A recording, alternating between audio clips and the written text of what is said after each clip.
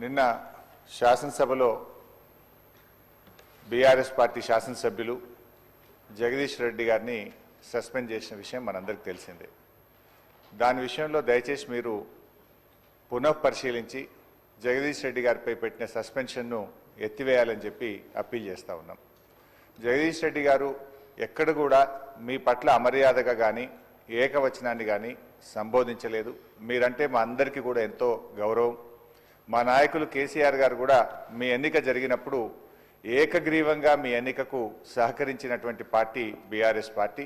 మా నాయకులు కేసీఆర్ గారు కూడా ఎప్పుడు కూడా మాకు చెప్తూ ఉంటారు, సభా సంప్రదాయాలు పాటించాలని, మీ పట్ల గౌరవంగా ఉండాలని కూడా చెప్తూ ఉంటారు. సో మాకు ఎక్కడ కూడా బీఆర్ఎస్ పార్టీకి కానీ మా సభ్యులు జగదీష్ రెడ్డి గారికి కానీ మీ పట్ల మంచి గౌరవం ఉంది తప్ప మేము ఎక్కడ దురుద్దేశంగా కానీ ఏకవచనంని మీ పట్ల ప్రయోగించలేదు. అందువల్ల మాకు కూడా, ఎందుకంటే నిన్న జగదీష్ రెడ్డి గారికి మీరు మైక్ ఇచ్చుంటే వారు చెప్పుకునే అవకాశం ఉండేది. వారికి చెప్పుకునే అవకాశం లేకుండానే సస్పెన్షన్ జరిగింది కనుక మీరు ఒకసారి పునఃపరిశీలించి వారిని సభలోకి వచ్చే విధంగా సస్పెన్షన్ ఎత్తివేయాలని మా తరఫున